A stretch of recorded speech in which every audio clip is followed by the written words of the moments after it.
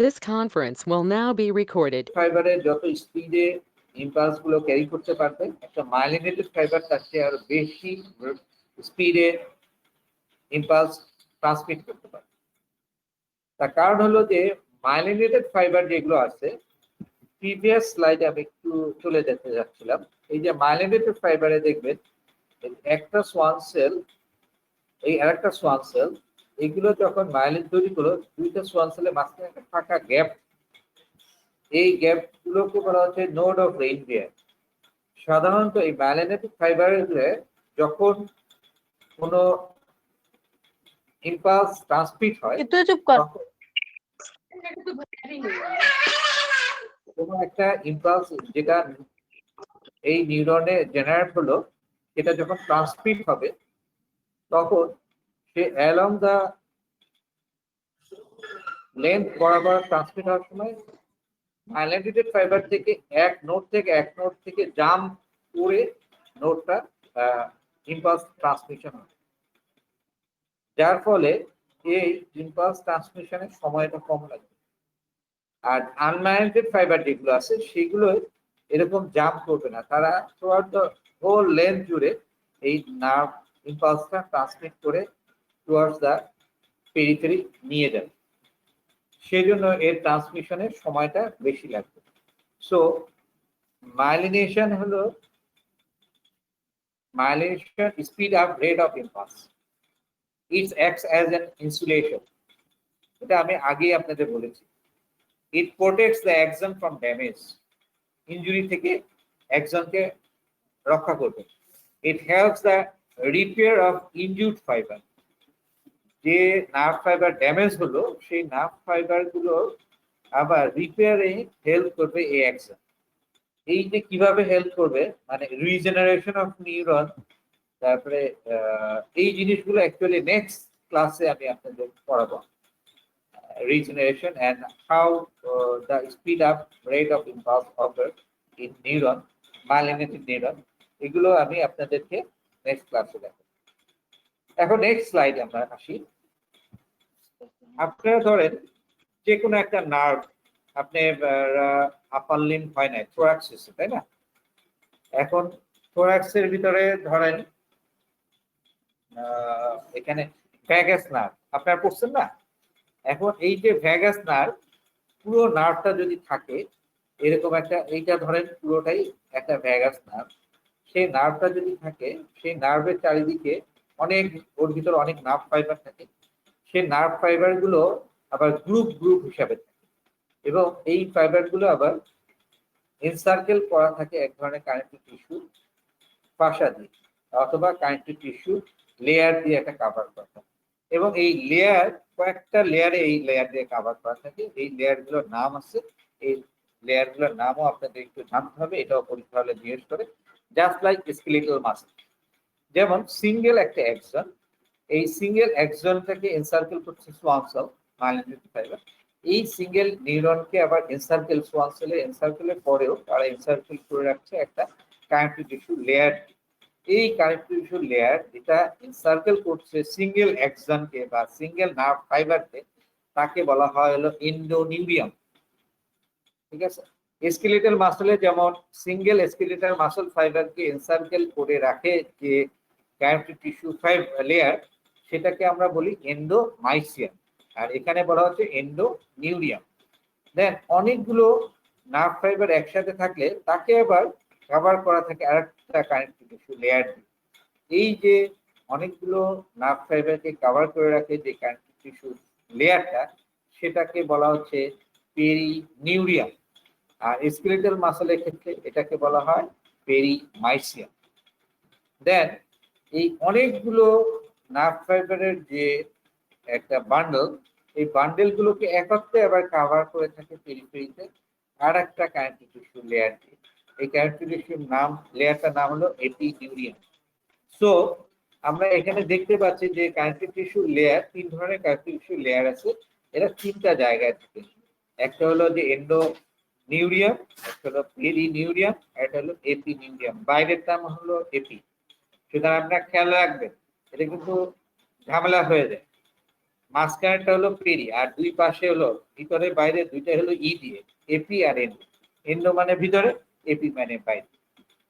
পরে কিন্তু ঝামেলা লাগে পরীক্ষার সময় যে পেরি আর এপি কোনটা কোন জায়গায়, এন্ডো নিয়ে ঝামেলা লাগে না, পেরি আর এপি এটা কোনটা কোন জায়গায় এটা নিয়ে ঝামেলা লাগে। সুতরাং আপনারা সবসময় মনে রাখবেন, সবসময় একদম ভিতরেরটা ই দিয়ে শুরু, একদম বাইরেরটা ই দিয়ে, এন্ডো আর এপি, আর মাঝখানেরটা হলো পেরি। এটা হলো যে connective tissue covering of the nerve fibre. সুতরাং একটা ভ্যাগাস নার্ভকে আমরা যদি কাটি, তাহলে বাইরের দিকে পাবো হলো যে এপিনিউরিয়াম, তারপরে পাবো group of nerve fibre, this are covered by perineurium, then তারপরে আমরা পাবো single nerve fibre, this is covered by endoneurium, then Schwann cell, then exam. Next, nervous সিস্টেমে আমি এখানে আপাতত আজকের জন্য আমি সমাপ্তি করতে যাচ্ছি। আর প্রত্যেকটা ফিল্মের কোনো একটা বেসিক জিনিস পড়ানোর সাথে আমি সবসময় আপনাদের কিছু স্লাইড পড়াই। এর আগের দিন আমি স্টোমাক পর্যন্ত আপনাদের পড়িয়েছি, ইসোফেগাস। এখন আমি মেইনলি ডিওডেনাম, জেজুনাম, আইলিয়াম এই তিনটা স্লাইড নিয়ে আপনাদের একটু দেখিয়ে দিই। ফার্স্টে ডিওডেনাম।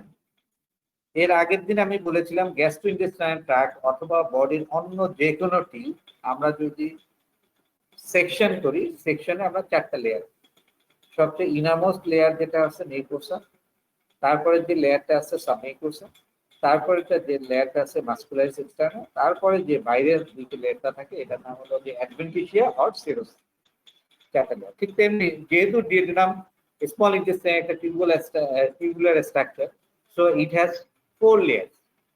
ইনারমোস্ট লেয়ার লুমিনাল সাইডের যে লেয়ারটা থাকে এটা হলো মিউকোসা। সো এখানে মিউকোসা এক্সটেন্ড করছে, এইটা হলো lumen.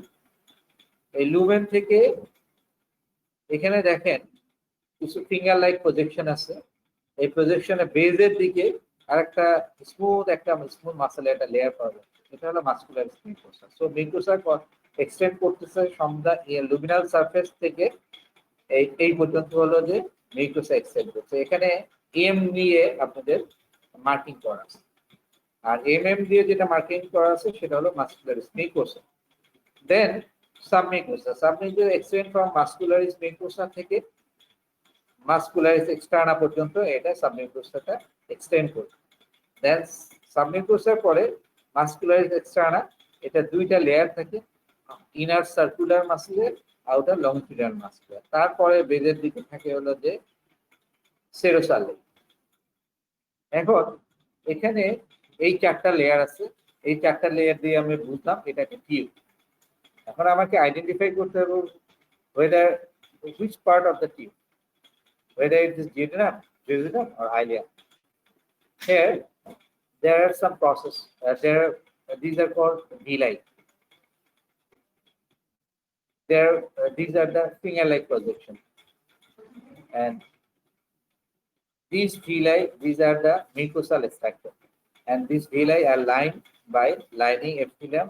These are this lining epithelium is simple columnar epithelium, and in between some simple columnar epithelium there are some goblets are also present, and at the basal part of the villi there are some intestinal glands are also present. These are the mucosal structure. Then in submucosa there are some glandular structure, likely stem mucosal gland. These are called the Brunner's gland. These are the characteristic feature of the. Then we found circular muscle and longitudinal muscle. Now, আমরা এটা পরীক্ষার সময় একটা slide দেখার পরে সাধারণত কিভাবে আমরা লিখব, এখানে আপনাদের একটা এক্সাম্পল হিসেবে চারটা পয়েন্ট দেওয়া আছে। Duodenum, the wall of the duodenum consists of 4 layers: mucosa, submucosa, mastocytosis, and serosa. The luminal surface exhibit villi that are covered by simple columnar epithelium with brush border. Between the villi there are intestinal glands, and submucosa is filled with light stained duodenal gland. This is the characteristic feature of duodenal slide. Next, jejunum. Here, there are also finger-like projection, and these are villi. These are lined by simple columnar epithelium, also presence of brush border. But in the submucosa, there are no gland. Submucosa, there are no gland, only presence of blood vessels and nerves. So in duodenum, there is presence of Brunner's gland, but in submucosa, but in jejunum, there is no Brunner's gland. Then in muscular layer, there is muscularis externa, and the muscularis externa, inner circular, outer longitudinal.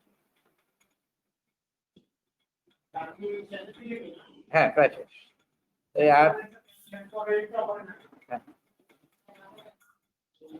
এটা fix হয়ে গেছে কেন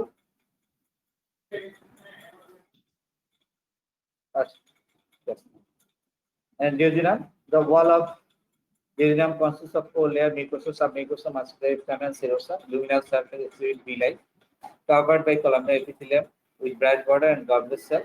At the bottom of the villi, there are presence of intestinal glands. Submucosa consists of mucosa, cell arteries, and veins. And then this is ileum. And ileum, these are villi, finger-like structure. And there are some collection of lymphoid nodules. These are called Pierce passes.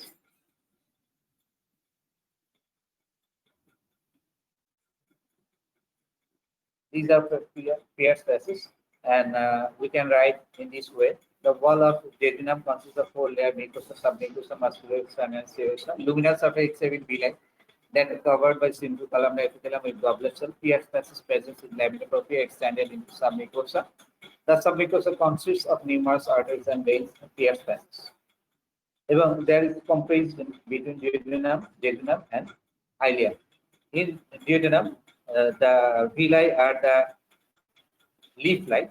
In jejunum, villi are tongue-like and tongue-shaped, and in ileum, it is finger-shaped. That means villi are broader in duodenum, and duodenum it is narrower and narrowest in ileum. And presence of submucosal gland in duodenum, that there is no gland present in jejunum and ileum. Pierce passes present in the ileum, but it is not present in the jejunum and duodenum. These are the differences between the jejunum, and ileum. And these differences I also share with you in this slide. These are the differences, and these are all about today's class. And